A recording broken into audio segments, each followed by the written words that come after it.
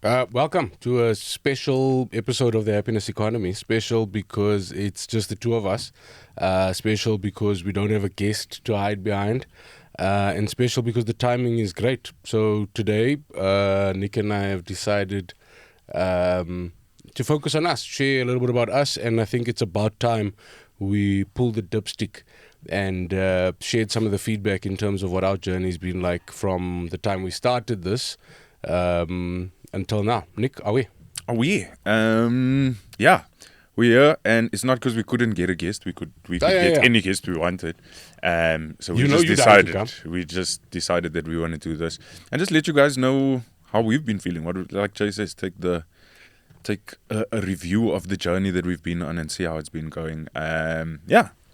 I don't even know where we're starting. No, I know where we're starting, but in case you can't feel it, we're also not happy today. And I think that's the main thing. That's the reason I'm happy that we're doing it today.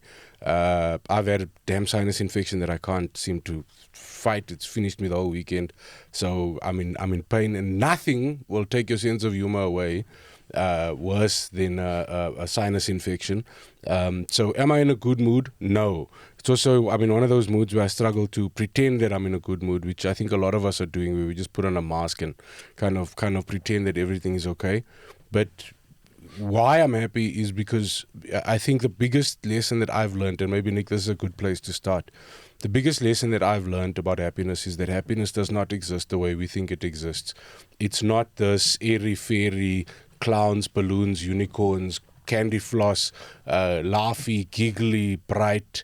It's not just that. Happiness is something that kind of exists over and above that. It's about feeling terrible and being okay at the same time. I can't explain it better than that for myself, where even though I'm feeling shit today, I am still overwhelmed with gratitude that we get to come here, that we get to speak, that I get to see you, and share some of these thoughts today. And I think that's what it's all about.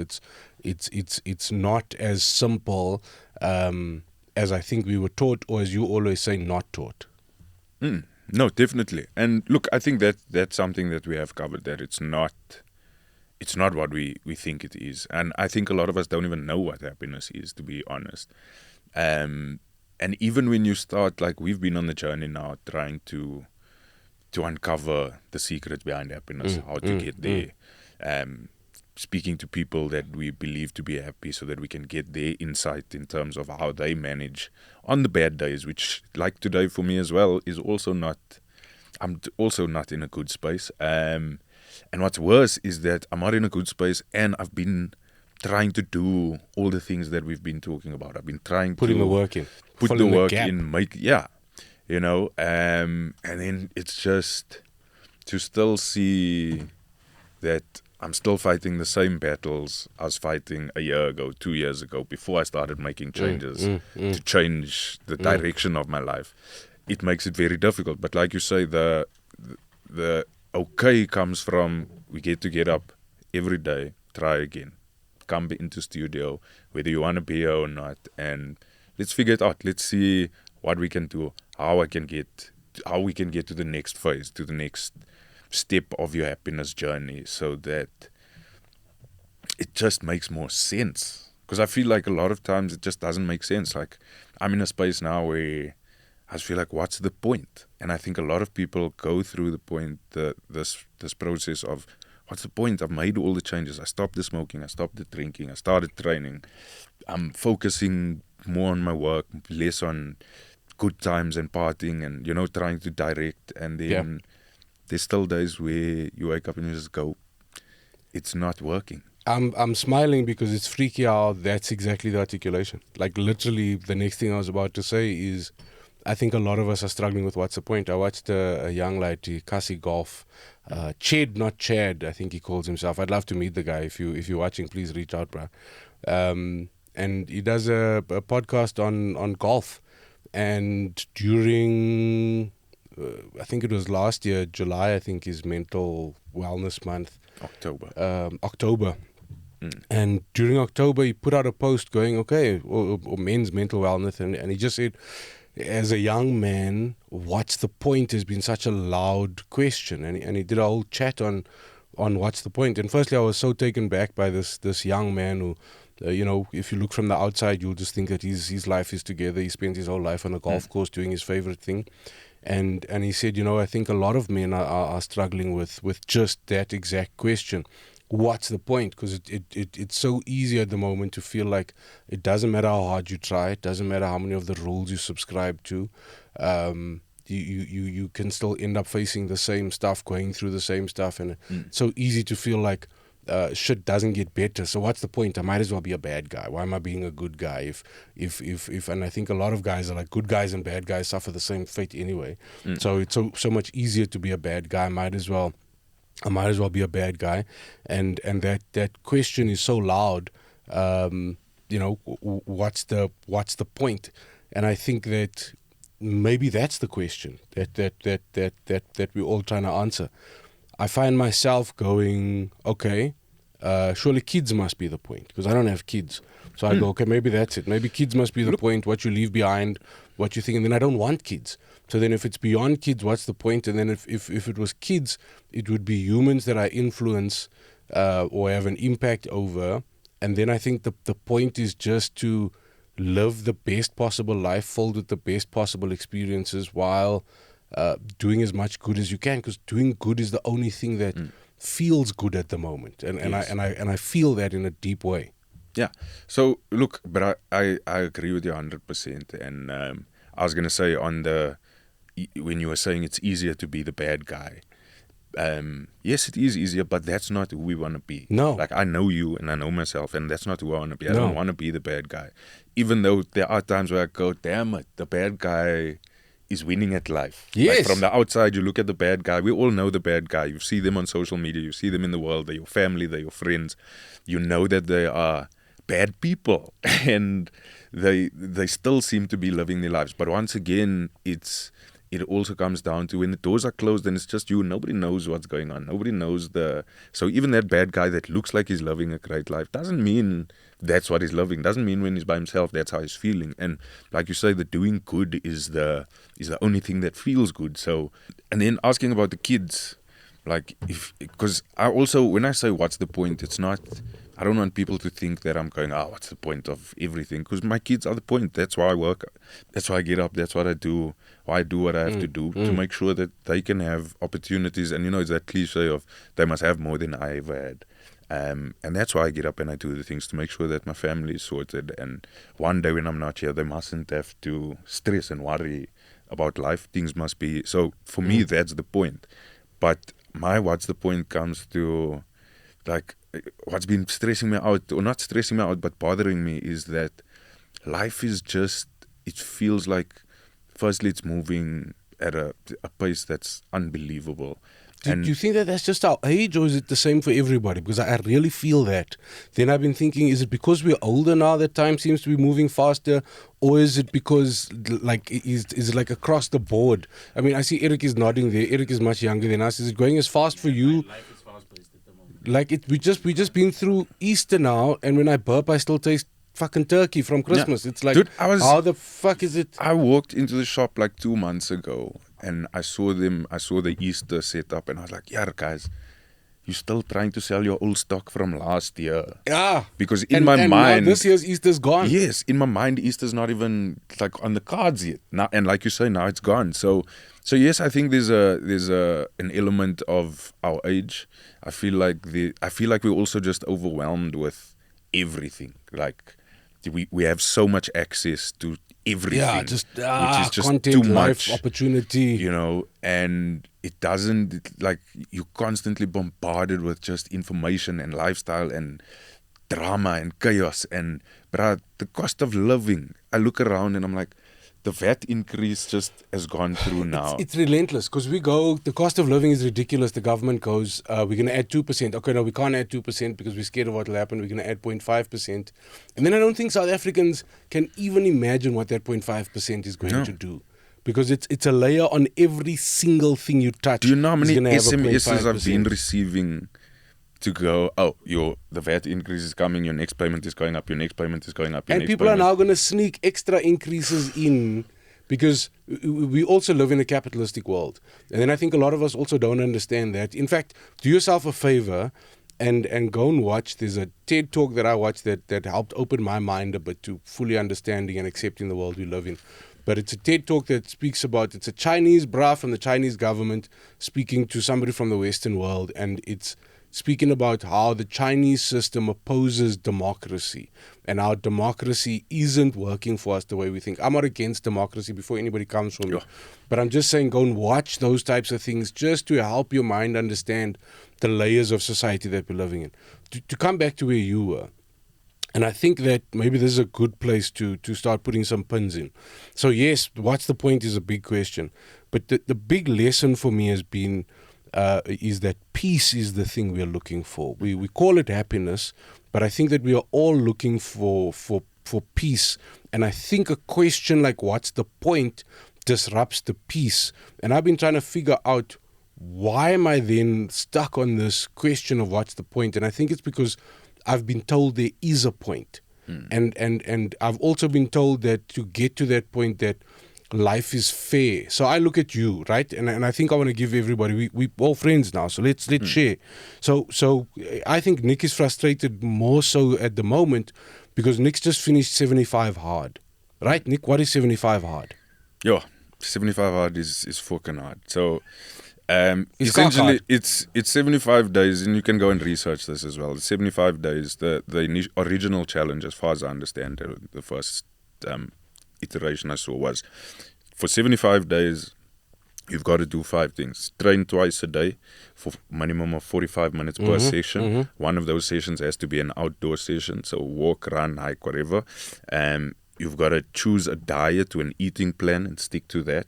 For 75 days. For 75 days. The same 75, and it's not one after the other. Okay. You've got to consume 4 liters of water per day. That's the one thing I am good at, so that will be easy for me. And you've got to read 10 pages of a non-fiction book, and you've got to do a selfie every day so that you can see the progress. Which, let me tell you, after 75 days, very fucking little. You for mentioned the the amount of exercise, stress. no? Yes, that was the first thing. Okay. So yes, I've done that. I've gone through the process, and so myself and my 2 best friends, we came up and decided we're going to do this thing. Yeah. You know, Ray and Jermaine, and the whole thing was just to try and better ourselves, try and get out of because we were all living in the same direction, doing the same things all the time, and we're like, we preach the message of if you don't like where you are, change, do something different, move. Otherwise, you're going to keep finding the same results, the definition of insanity. So we're like, cool, let's try this, let's get involved, and I've completed it, and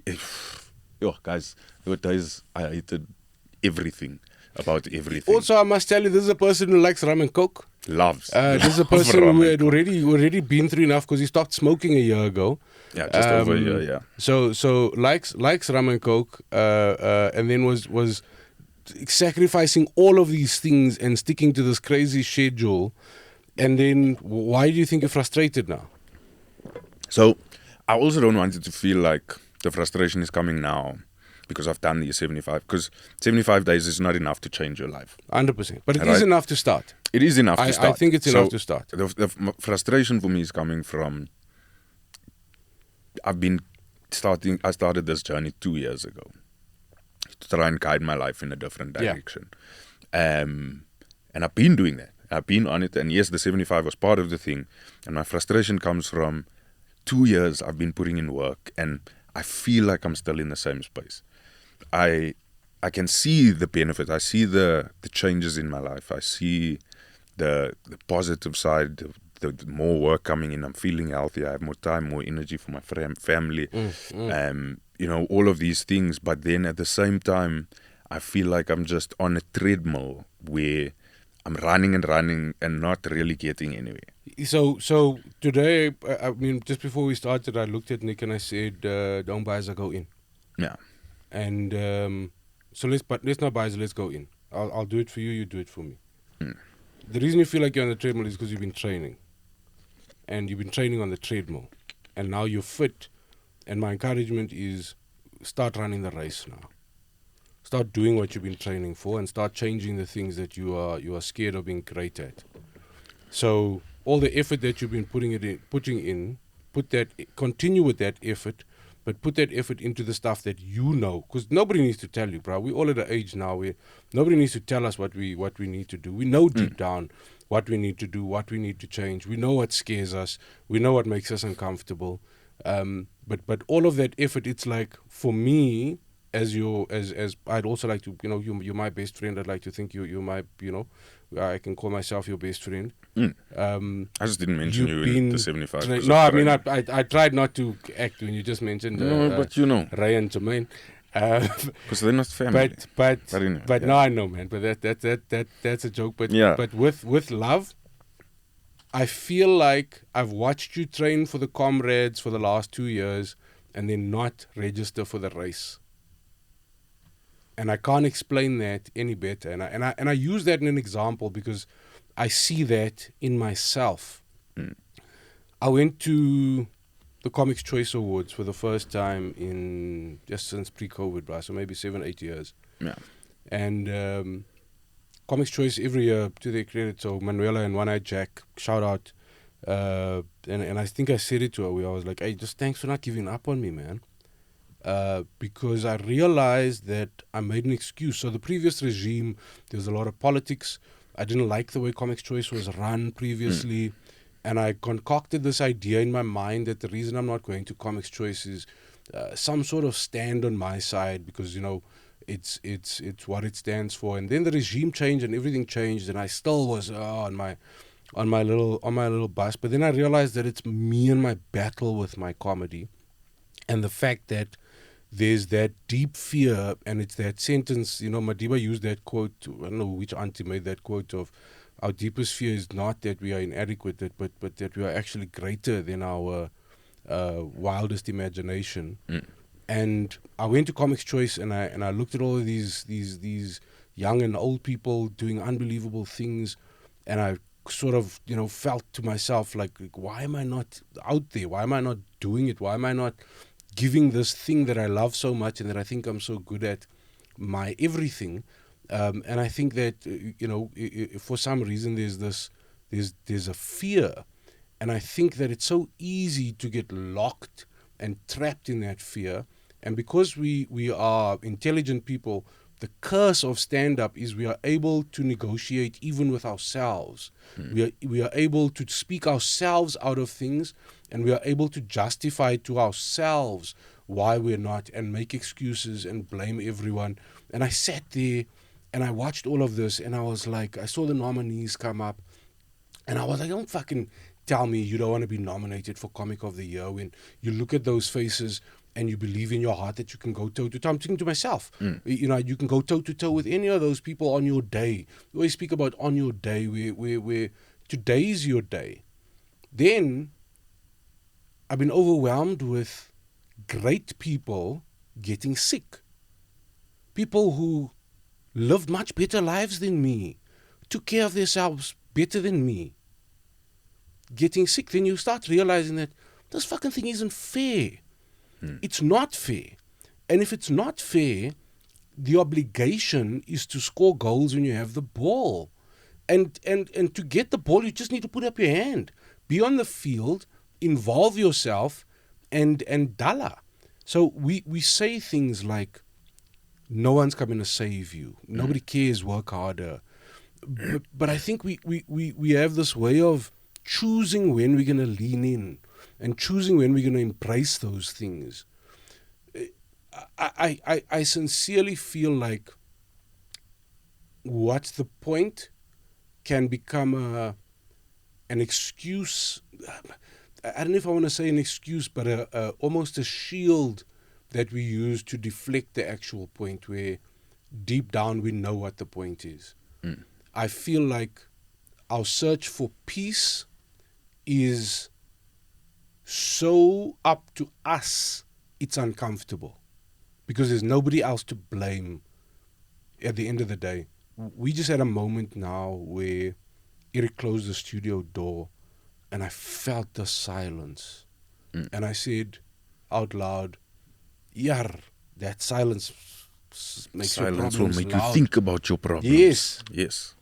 And that's honestly how I feel. Like I've been running and this obsession that we've had with happiness comes from the fact that the recipe, everything that we've needed to do, everything that we've needed to change over the last 14 years journey of comedy, in theory, we should be happy. We've got all of the ingredients. You've got happy, healthy kids in a fantastic school. They do well. You have your health. You're funny still on stage. I speak about that all the time as a comedian. Your biggest fear is that you're not going to be funny anymore. I'm still funny. Then we still allow ourselves to get tripped up. And I think that that's because we somehow have this expectation of what it's supposed to be. I don't even know what I'm talking about here anymore. But it's hitting me so fucking hard. No, bro, it's, and look, I hear you. I hear what you're saying. And I think that's part of the frustration is that I've made, aside from the changes that I actually did, was just the mental shift where I had to go. So I've been going to Comics Choice. I love Comics Choice. Yes, and you've been amazing in that space. I've always been an advocate for a change in the system because yes, there were politics and things changed and whatever, and I've always wanted it to work because our industry needs Comics Choice. It's our I tell the people that it's our year in function. It's our celebration of what we are able to do, which is exactly what it is. Yeah, and so that's why I've always been there. Maybe not registered, but always just watching from the side to make sure that things are working and that it feels legit. And also just from a space of where we were in comedy when Comics Choice had just kind of started out, we were a big part of the industry at the time. 100%. Whereas now we've kind of pulled out of the industry. I don't know 90% of the newcomers that were on the that had the opportunity to win the award. Fuck man, what's the English? Anyway, so we've pulled out of not pulled out of the industry, but we're not as active in the industry anymore. And that's why I love going to Comics Choice, and I always have, and I love what Manuela and One Eye Jack are doing because it honestly feels like they care about the industry and about the people in the industry, which is the important thing. And in terms of you saying I'm training on the treadmill, like I get you because I want to be out there on the road running, doing the thing. And I've been putting in the effort and trying to get out and do more things. 100%. And then, yes, there's those moments where you feel like you're not good enough. I feel like I'm not good enough. I feel like I'm not in the right lane. Like, there's all these questions about what I should be doing, where I should be going. Like, I've had questions about, is comedy even still my thing? Am I still a comedian? That's what I had at Comics Choice. I had so many people come up to me and ask me, are you still doing this thing? And then I secretly want to say I'm busier than you. But that's not the point. That's not the point. That's not the point. I hate that you know that I'm right. And I hate that you know what I mean. And I hate that I'm speaking to myself as well. So and I think what is that? Aside from that fear, what is that last leg? So let me make a statement here. You said something that really hit me. I hate that I don't think I'm good enough. Then the reason it really hit me is because you and I, when we have the microphone in our hand and we are on stage, is the only time we feel good enough. Because when you have the mic and you're on stage, there are no layers to protect you. There are no excuses. The audience is going to let you know right now how they feel about you. You know right now how you're doing. It's the realest part of life. But I do feel like there's a blurred line with us because we do so much corporate work versus stand-up comedy nights. Yes. I feel like that's where the confusion of am I good enough comes from for me personally. So pause there. Eric, honest answer. Yeah. Is it easier to kill at a corporate than it is to kill at a comedy club? Be honest now. Which is more difficult? More So, which is more difficult? Corporate environment. So the comedian that goes in the lion's den every single day should not be scared of going to play with the lambs. No, I'm it's not. telling you. So, but I think the difficult part is the changeover, because you're so used to playing in the lion's den that you don't know what to do when you're around lambs. Have you No. seen him in with the lambs? so no. So the thing for me is, yes, I know I'm funny. Where I'm talking about the bloodline is there's a formula for corporate. Yes. We go in, we have a structure, we have a way to do it, a way to deliver. Yes, it's more difficult. I 100% agree. And I've come to a point where I love a corporate more than I love a stand-up comedy room, simply because of the challenge of having to turn a non-comedy audience into a comedy audience.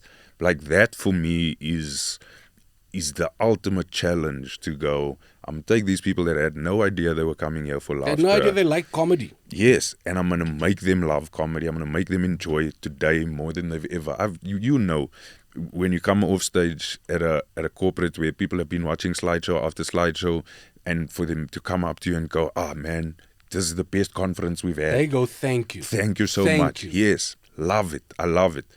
But back to the fact that there's a formula. Not a formula, but there's a formula. We have a structure, a way to do things. We know how it works. We know how to get them on our side.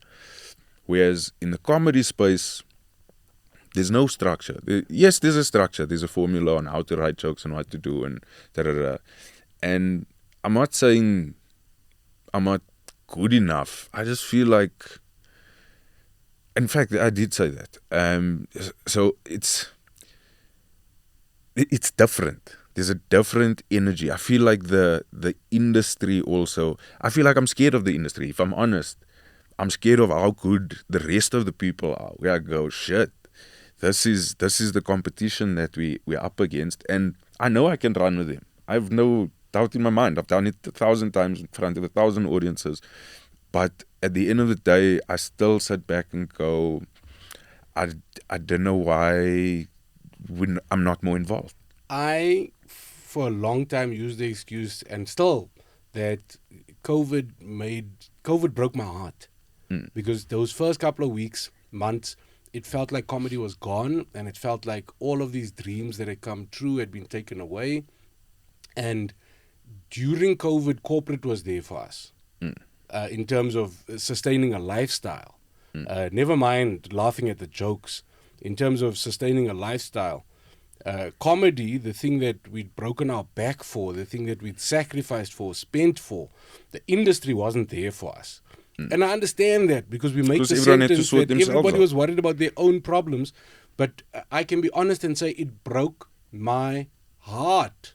It broke my heart that we put in so much, and in the blink of an eye, it was all taken away, and there was no empathy. In fact, there was still expectation to give more after you'd given everything, had everything taken away, lost so much. There was still this expectation, and you kind of felt like it was like a child, like when this titty is finished, they just change to the next titty and keep sucking without giving back or thinking of replenishment.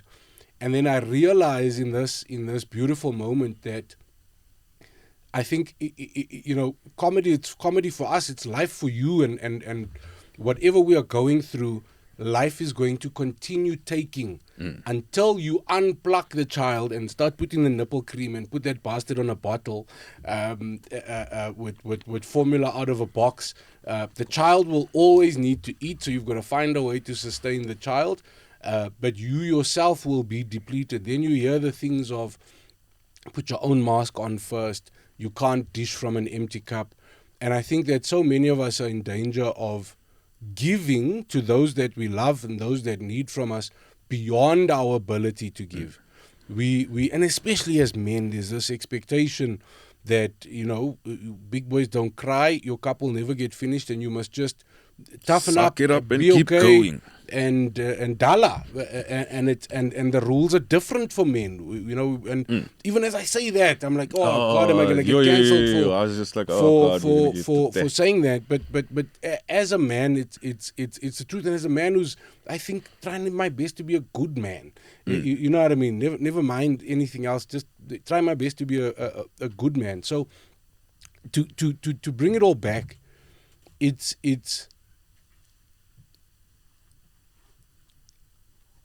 the point is even the bags were like cliffhanger. The point is to get through it in the most spectacular way, and I think the point is to get through it with sparkles and sunshine, and I can't help but picture, because I'm a car guy, and picture your own thing. But you know, you see those videos of guys leaving a car meet, and then you see the nicest car in the world, and then you get that that's bang to drive it, and he's like, you know, and you get somebody else who's just sideways for no reason, and spectacularly enjoying and sucking the marrow from the thing, and I can't help but think that that's the point, and I think peace comes from putting your head down every night, knowing you sucked the marrow, knowing you took everything that was there for you, everything that was possible, that you gave everything, that you took everything, that you experienced everything, and that you didn't hide away. So I've been hiding, and I'm saying these things publicly because it's the only way to motivate myself to come out of hiding. I'm tired of hiding. I'm tired of not sucking the marrow from the thing. And I think that has been the greatest disruption of my peace. You know, so I think that we have to find our own point. Yes, it's personal. Everybody's got their own, what's the point?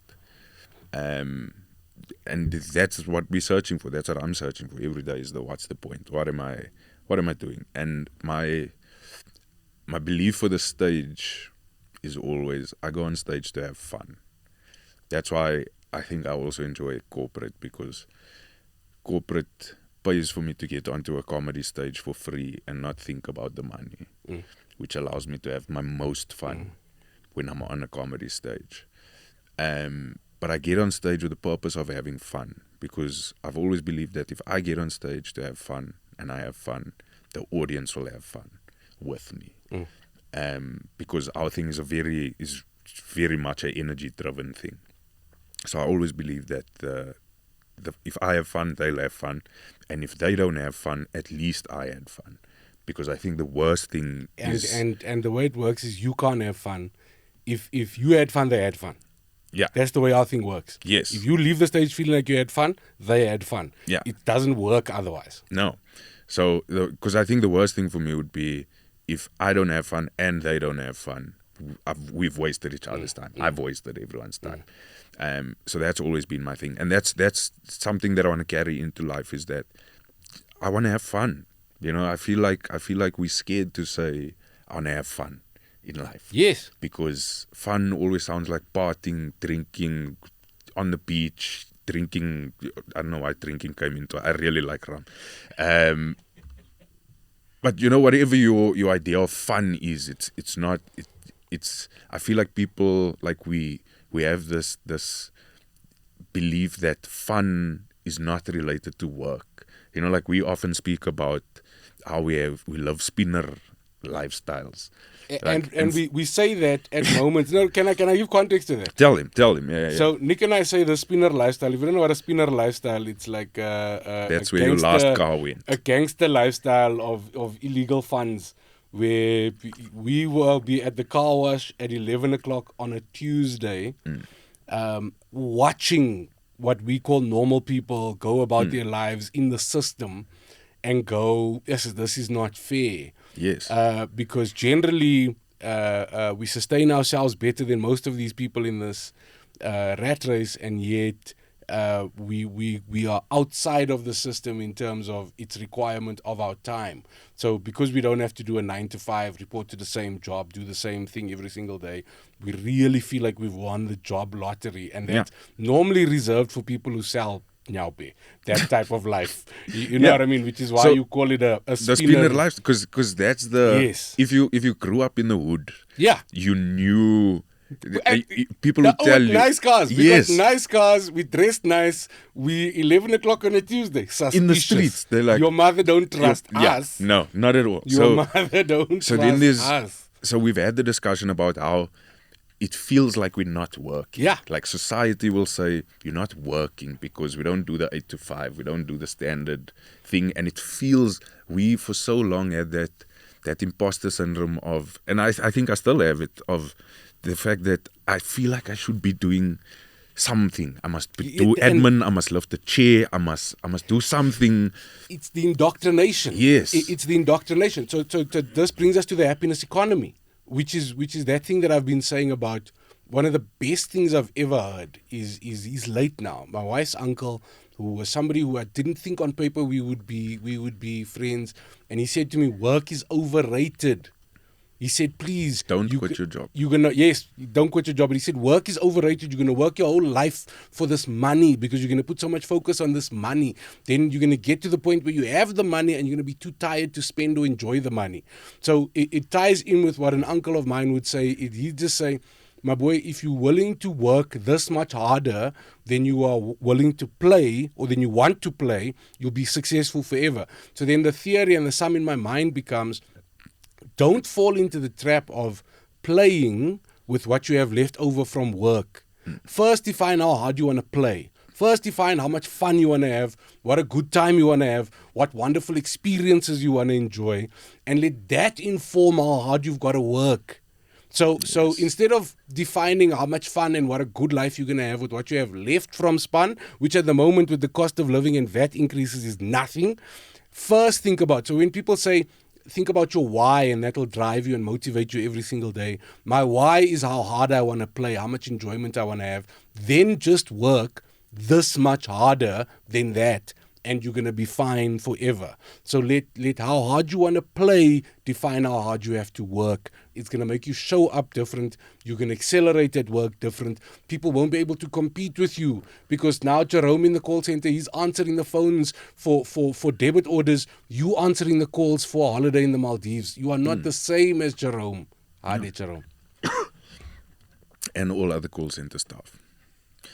No, and that's it, bro. It's choose the fun you want to have, choose the life that you want to live, and then go for it. And at times it's going to be frustrating. Like now, it's frustrating, but what must I do? My options are be frustrated and stop making the positive changes and hope that it leads to something better, or keep pushing, keep making the positive changes. I'm loving the training. I had drinks last night with my old man, and I'm hungover today, and I hate this feeling of being hungover. I had great time with my old man having some rums, but I hate the hungover feeling, which is a feeling that I was so used to in my life. You just thought, oh, this is how I feel. Yeah. I was just like, yo, now getting old is bad. But no, it was the hangover. Like now I feel great. I love training. I love eating clean. So I'm going to keep making the positive changes. I'm going to keep doing the things that I have to do. And I'm keep hoping that it leads me to a better place, to a more happy, a more sustainable place that I want to be in. I have the goals. I've put the steps in. And that's life. You're going to feel like you're doing all the right shit. And life is still mooring you every day. You know why? Because that's what life does. Life is trying to kill us. It is. It's trying to kill us. And it's going to get it right. Day. Just fight it as long as you can. Yeah. So, and while you're fighting it, have fun. Yeah. Because what else? I dread the idea of getting to the final destination and going, oh my gosh, I didn't have fun.